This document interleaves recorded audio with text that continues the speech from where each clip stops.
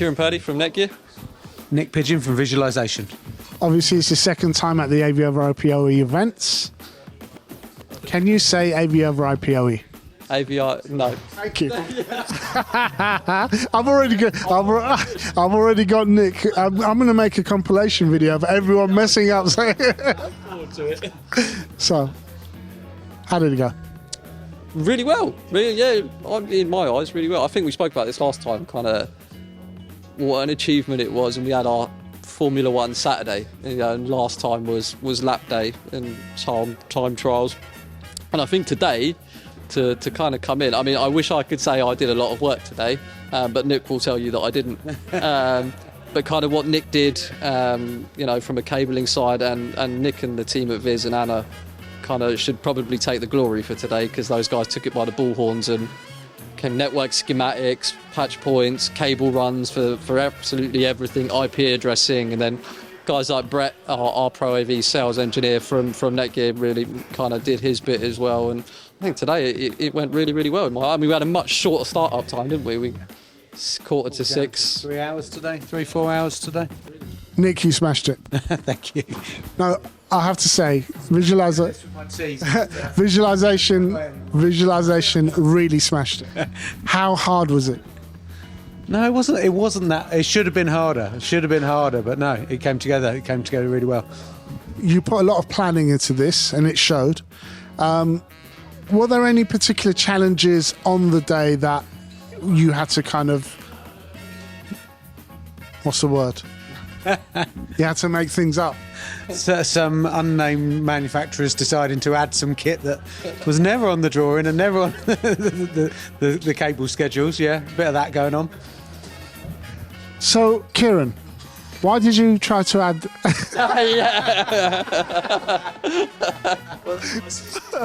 So, no, Kieran, you guys really came through as well, because not only just because of the network, but also I want to focus on what you guys did in pressure, where Brett brought in the 5G network, and unfortunately the network here failed us. Yeah. Tell me about that.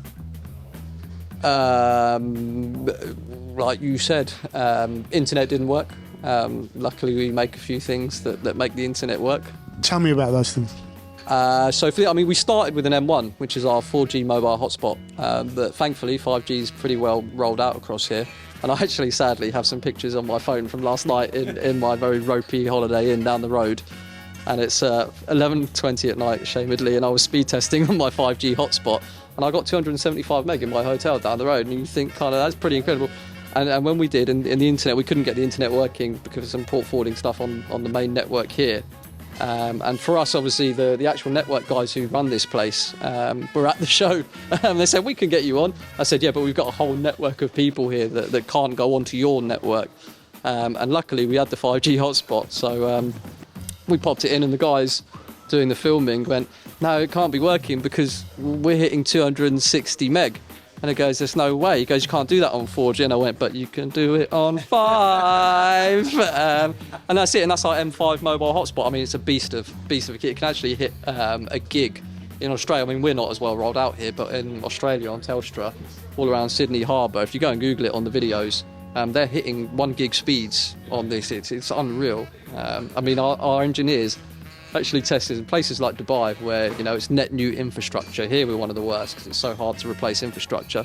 In Dubai they rent new limos, and the engineers go around and they're putting poles up and the infrastructure. And we're about to launch more. We've got an M6 and an M6 Pro coming, which again are 5G and will be even faster, remote management capabilities and all those things. And it's it's the holistic part of the network.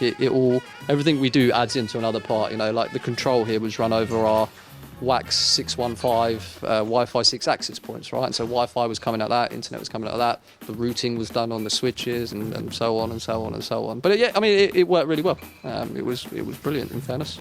Nick, what were some of the reactions to some of the people that came down? As in to attend the event today? Attendees, what did they say to you? Very diverse group of people today, and everyone's talking about it.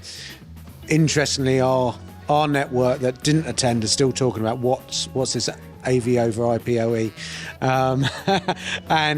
and what's it about? What's our involvement in it? And people are listening. The sustainability piece is a key part of that, making our installs more efficient, faster to roll out. It's all part of where we should be going.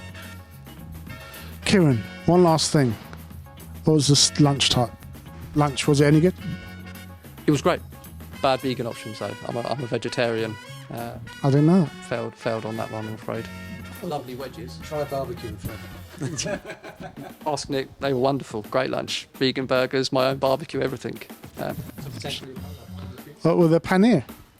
There wasn't any paneer, but I don't eat dairy either. So Okay, no, well, I'm very fun and awkward. all right. Thank you very much. Thank you. Thank you.